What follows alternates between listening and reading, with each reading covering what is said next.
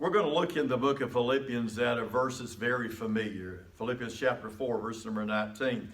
It is a verse I have preached on numerous times over the years, but I find myself coming back to it, especially in times like we live in, times of uncertainty, times where there's so much going on, chaotic in the world, and even it finds ourselves in our homes. So we certainly want to pray for those in our church family who have been sick over the last few days and tested positive in different things. Pray the Lord will strengthen them and help them. So this Sunday and this Wednesday we'll be online. Then prayerfully and hopefully, trusting the Lord, we'll be able to be back in person in the next Sunday.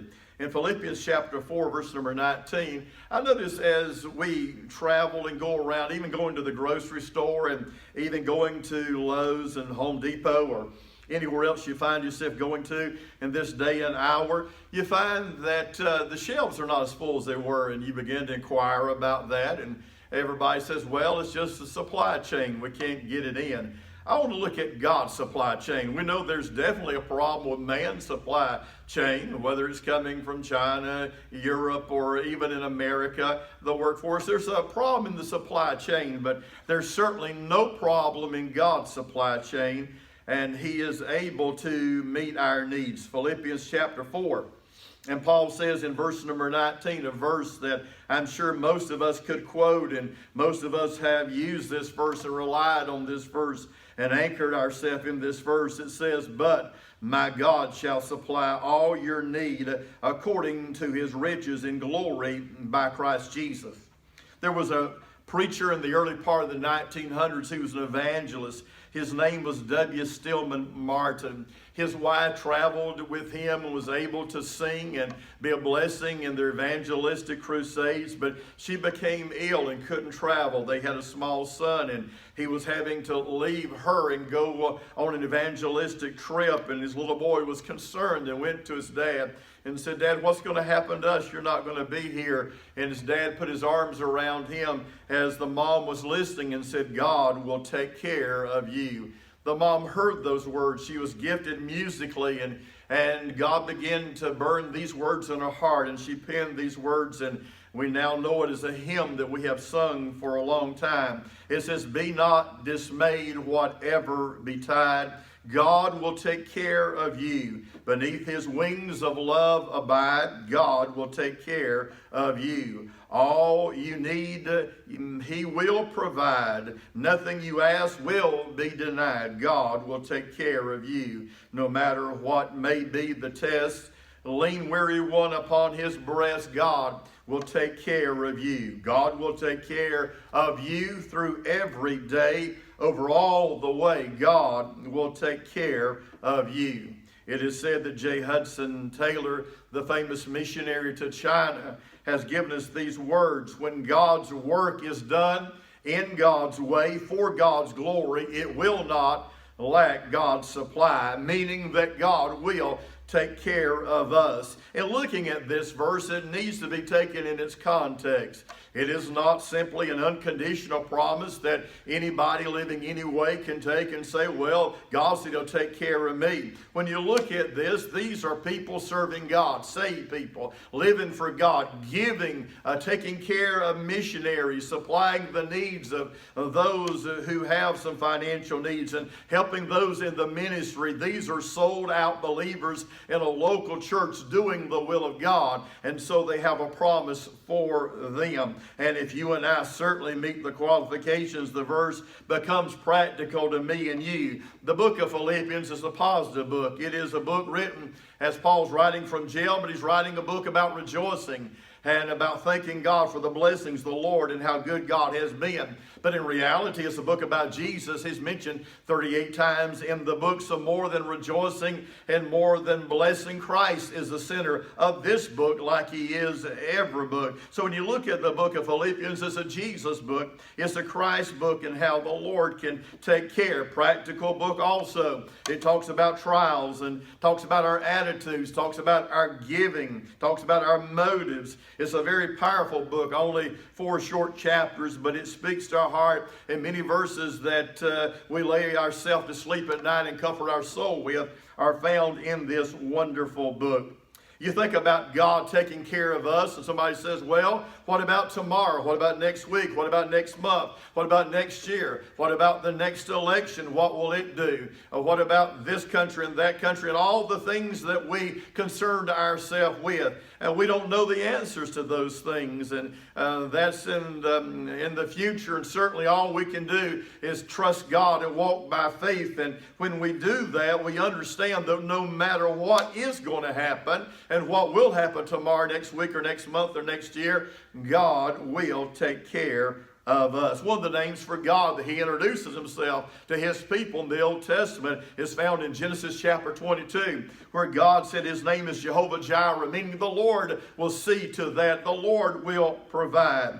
When God in the Old Testament showed up, He showed up to people who had a need. Israel needed a leader. What did God do? He raised up Moses. When they needed water in the desert, He gave them a rock in which would flow with water. When they needed food in the desert, God would rain down light bread, manna from on high. When they needed escape from Pharaoh, God split the Red Sea.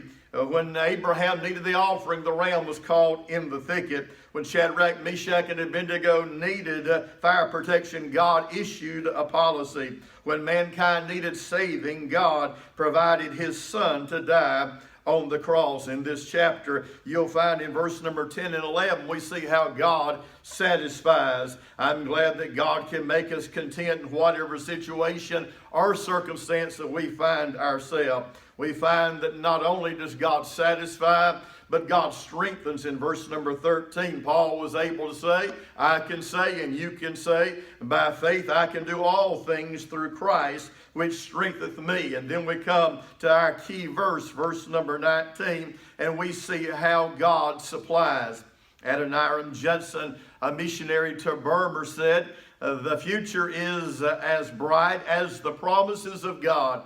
And the promises of God are unlimited, and we put our faith and trust in God. It is said that this verse is almost like a blank check from God, and to be filled out by the believer by faith. You can see that in the president of the bank, my God. You can see that in the promise to pay shall supply. You can see that in the amount, all your need. You can see that in the assets of the bank. It's according to His riches. You can see the location of the bank in glory, and you can see the cashier's name, Christ Jesus. Someone said it this way: you got any rivers you think are incrossable? You got any mountains you can't tunnel through? God specializes in things thought impossible, and He can do what no other power can do. God's peace is experienced by these believers in verse 1 through 9 of our chapter. God's power is expressed in verse 10 through 13. And God's provisions are enjoyed in verse number 14 down through verse number 23. Notice three simple thoughts on this verse that I trust the Spirit of God would use to encourage our heart. Notice, first of all, the supplier of the promise.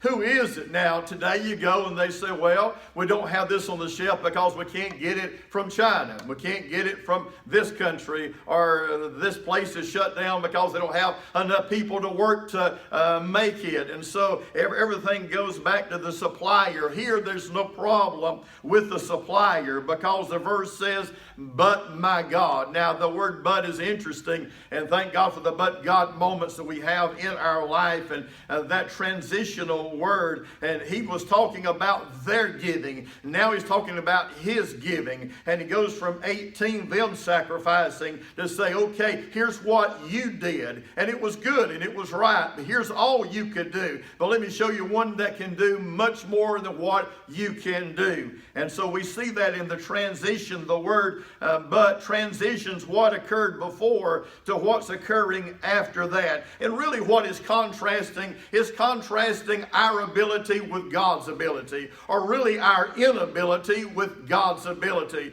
And it's saying here's what man can do and here's what God can do. And so when we begin by faith to cash that check on heaven's bank. We come in the name that's the only name worthy to come in, the bloodstained name of our God and the Lord Jesus Christ. And so when we see this, we see a transition. Then we see not just the transition, we see the testimony. Paul says, but my God. Now, he could have simply, if the Spirit of God had not instructed him to say it this way, he could have said, but God, and it would have been true. God certainly can supply. But Paul said, I want to make this personal. Reminds me of Psalm 23, where David said, the Lord is not just a shepherd. We know that to be a fact and that to be true. But David said, he's my shepherd. In Psalm 27, verse 1, you find he's my light. He's my salvation. So it's a personal thing. And Paul is testifying. He's not saying, Daddy told me this, or Mama told me this, or the preacher, or I learned this in Bible school. He said, God personally has done this for me, so I can assure you the same God who has met my needs, the same God who has showed up in my life, the same God who has visited me will be the same God who can do that for you. You find that Paul's testimony is that, hey, he's my God. Well, I can say the same thing. I can say it's my God. I can tell you time and time again of how God financially, emotionally, spiritually has met my needs. Yes, he did it for John Peter. He did it for Paul. He did it for Abraham. He did it for Job. And you could go down through the list of church history, but thank God it's a personal thing. I can say he is my God and he has done it for me. You find it's a perpetual statement. God's the same yesterday. The very God that rolled the sea so they could go over dry land is the very same God who can take our seas of opposition and allow us to have deliverance and victory over them. It's a powerful statement. My God can do anything. There's nothing impossible with him. I can't remember the entire story, but there was a story that a dad was telling a boy. And I think the boy had come home and he'd heard the story of Jonah being swallowed by the whale. And he said, God, he said, I don't understand how that can be true. He said, Daddy, did God really do that? And his dad explained that and says, yes, Jonah was swallowed by the whale and God prepared the whale. And the little boy said, well, Daddy, when you bring God into it, I understand it. Well, when you bring God in the scenario, we understand that anything is possible. Jonah being swallowed by the whale, our needs being met when God is in the equation. Not only do you see the transition, the word but, contrasting and comparing what we can do with what God can do. And the testimony found Paul when he said, hey, God is my God, and the very my God and your God will do exactly the same thing that he's done in days gone by. Then you can see it in his title, God, the mighty one, the exalted one, the praised one. And he is God, and beside him there is none else. And so when you say, but my God, whatever you put after that is possible. Now, you could put my name or your name or any other human name, and there would be limitations to what you could put behind that. But when you put my God, there's no limitations to that. My God can save. My God can deliver. My God can exalt. My God can abase. My God can open a door. My God can close a door. My God can heal. There's no limit to what you can say when God is in the equation. So when you come to the supplier of the promise, there's no issue with that. He's not gone on strike. He's not showing up for work because of a disease going around. God is on the throne. He's the same yesterday, today, and forever. He's the mighty God of the ages. So the supplier of the promise is in good shape. So you and I, no matter what the need, the burden, the situation, or the context we find ourselves in, we can look and we find a God who's the same God as he was, a sovereign God, a mighty God. He's the God who's high and he's holy. He's the God who's able to meet every single need. So not only do you see the supplier of the promise, but you find the sureness of the promise. It says, shall supply. Again, and God could have put down, well, I might. He could have put down may. He may say, one day I will. He could have put it in past tense, but here he's giving us a shall on it. In John chapter 5 and verse 24, we have another one of those shall verses. He that heareth my word and believeth on him that sent me hath everlasting life, and shall not come into condemnation, but is passed from death unto life. We love those shall verses in John, and I want to say the same God who is the shall God in John is the shall God in the book of Philippians, and the promise is sure. You can count on it. You can bank on it, and we put our faith and our hope and our future entirely upon it. Remember what David said in Psalm 37:25. He gave testimony that he'd been young, but now he was an older man, and he's looking back through life and testifying that he's never gone without, that God has always taken care of him, and God has supplied his needs. The sureness is found in that word supply, but the sureness is found also in the supply. It says, God shall supply.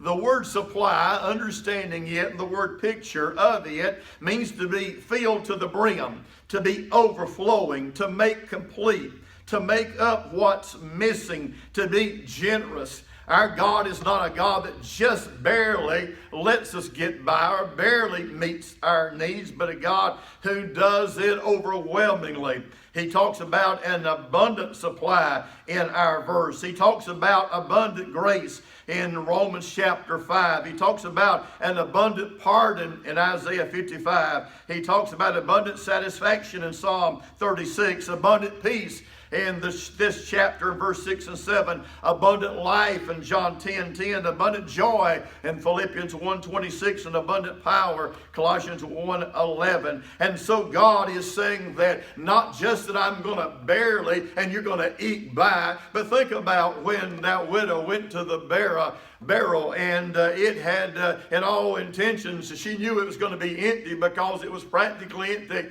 and she got the last bit of oil and meal and provided for the prophet Elijah. But what did God do? I don't know. Give the scenario. Maybe she's thinking there's no need to go the next morning. Maybe the boy says, Mama, just go and try. I believe God is supplying. She went and it was there. I don't know why she went, but I know every time she went back, there was enough in it. And there was always enough in God's barrel to take care of his church and take care of his people, to take care of anybody that have put their faith and their trust in him. The scope is found, not just the shall and the supply, but the scope says all your need. Now, what if he said, well, God will meet your financial need, and you didn't have a financial need, but it was a physical need? What if he said, I'll meet your physical need, but you didn't have a physical need, you had a financial need? What if your need was, but here he encompasses everything in the broad spectrum by saying it is all your need. Whatever you need, God has the ability and God has the willingness to supply. If he could supply the needs of 2.5 million plus wandering Jews for 40 years, don't you think that he can and he will supply our needs today? Whatever the needs are, known or unknown, now or later, God is able to meet them. If you're lonely, he can give you a companion, and he can be that companion. If you need a friend, he's a friend that sticketh closer than a brother. If you need a drink, he's the living water. If you need to be fed, he's the true bread. If you need guidance, he is the way, the truth, and the life. If you have material needs, Matthew 6 tells us that he's able to meet those. If he can take care of the fowls of the air, he can take care of us. And Luke 9 says if you have physical needs, he can take care of them. And John 13 says if you have spiritual needs, he can take care of them. 1 Corinthians 12, if you have social needs, he can take care of them. If you have mental needs, you need to have wisdom and guidance and discernment. James 1 says he can take care of that. So whatever you write down as your need, God has the ability, God has the willingness, God has the resources and the grace and the goodness and the glory to meet every single need. Notice the third aspect. Notice the specifics of the promise. How does this big God, this mighty God, this my God, this personal God, how does He supply all the needs of our life? Well, how does He do it? The Bible says here, He does it according to His riches. Now, if He says, I'm doing it according to the Bank of England, if He did it according to my bank or your bank, whatever place you bank at, if He did it according to whatever financial institution, if He said it's according to the resources America has or the resources Europe has, or this, it doesn't matter. It would be limited, but it says it's according to what? To His riches. And so just how rich is He?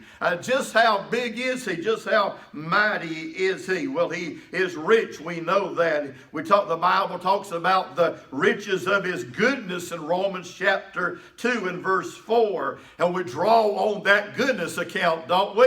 I mean, we're saved because of that. We serve Him and we're supplied by Him and our needs are met. And He walks and talks and He guides and leads our life according to that. Not only the riches of His goodness, but the Bible mentions in Ephesians the riches of His grace. Just like you and I draw on the goodness account, we certainly draw on the grace account. I wouldn't be preaching without His grace. You wouldn't be listening without His grace. We wouldn't be headed to heaven without His grace. We would not have joy unspeakable, full of glory without His grace. We would not have strength for today and tomorrow. We wouldn't have leadership to take and wouldn't have a Bible, wouldn't have anything without that grace account. And the Bible speaks about the riches of His glory. So just like we draw on the goodness account and the grace account, we certainly draw on the glory account. And He's the God that can dispense glory and give us exactly what we need. If you come to a service that's dry, He's able to blow by the Spirit of God into that service and give each and every person in that service, including the man who's preaching, exactly what they need in that service. You can be driving down the road and turn the radio on and you can hear a gospel song and He can speak through that and touch you, encourage you, and bless you and lead you and guide you and direct you through that. And God's got different ways He does things. Sometimes He'll meet them through other people, sometimes through unusual circumstances. God has a way of meeting that. A well-known preacher in days gone by had a particular need and he was praying and he asked others to pray with him, and he had a young man he was mentoring in the ministry, and they were praying together about that. And so this guy got up and said, I believe God has answered the prayer. God has met the need. He said, I don't know how He's going to do it, but He has done it. He began to tell everybody. He said, thank you for praying. God's met the need. And they began to ask him, well, how has He done it? He said, I have no idea. He said, I just know He has done it. A few days later, this has been several years ago when there was snail mail, and a letter come in the mail, and it was a check for the exact amount. And he saw when the check was written and when the check was signed, and it went to the post office. It was on the day that God had confirmed in his heart that it met that need. Now, it took 3 to 4 days for him to get that. He'd been telling everybody for 3 or 4 days that God had supplied. They all thought he was crazy because he didn't know how, didn't know when, but God had. It took 3 days for the letter to get there, but the provision was already made. And God is the God that many times we pray in faith, expecting and trusting Him, and then we're looking around, don't see anything, but it could be, and it may be that God has already answered, and the answer has not arrived yet. How does He meet the need? He can meet it supernaturally. He can meet it in a way that you and I can't realize. He can meet it in a natural way. A friend could give you some money. God could give you a job. God could open up a business door opportunity. There's various ways. Who does He meet the need? He meets the need of big-hearted people, giving people. Don't expect God to give something to you when you're so stingy you won't even give to God.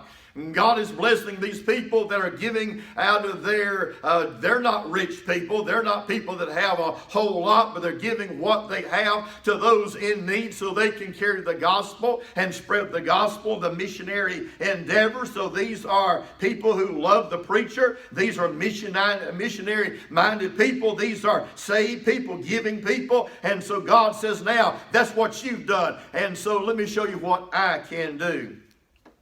I've told the story before, but it's an interesting little story of years gone by of mama and a boy in the South, and days before, transportation, you had to walk to a little country store, and the dad had been killed in a war, and so they didn't have very much, just getting by. And the mom was taking the boy to the store to get some necessities, some bread and meat, just things to survive and get by on. And she told the boy, now don't you look around, don't you want this or that, we can't afford it. And so they go in the store, and it's an old country store, and there's a guy up on a ladder stocking things, and he was the owner's son, and he was the only one in that day. And so the mom's coming, and she's shopping. The little boy sees the candy jars like they used to have, where you would open it and reach in and get some candy out. And the guy saw the boy, knew the story of the family, knew they didn't have much. And he said, son, reach in there and get you some candy. And the boy didn't move, was just petrified. He says, son, reach in there and get some candy. Well, after a couple of minutes, he says, son, raising his voice, I told you, my dad owns the store. I've got authority to do this. Reach in there and get some candy. The boy did absolutely nothing. The mama looked at him like he was crazy because he wouldn't do it. And so the guy comes down off the ladder and grabs and opens the top of the candy jar, reaches in and grabs a handful of candy and opens the boy's hand and puts it, says, now there. Well, on the way home, the mama's scolding the boy on why he acted the way he acted. And she said, why didn't you reach in? Why didn't you let the man give you that? And the little boy said, well, his hand's bigger than my hand. His hand holds more candy than my hand could. And I want to say his hand certainly is bigger than our hand. And you and I with our hand can do what we can do, but my God shall supply. His hand is bigger. When does God meet the need? He'll meet it in his own time. He will meet it in his own way, and he will meet it for his own glory. I assure you, he'll not be a day late. You'll not come up $1 short. And God will supply his people their needs. Someone said, well, you remember about Lazarus, he come a day late. He was several days late. Was he several days late? No, he's right on divine time. He came with the intention of not raising him up off the sick bed. He came with the intention of bringing him back from the dead. And God came in his time, his right time. God's time's not my time and your time, and you can't make him or force him. He's a mighty God, a sovereign God. You can't twist the arm of God and make him do anything that he doesn't want to do, but he's already declared to his people that he loves, that he will supply, and he will meet our needs. So as we look into the future every single day, pillow your head on and trust and anchor your soul in this great verse that our God is able to supply our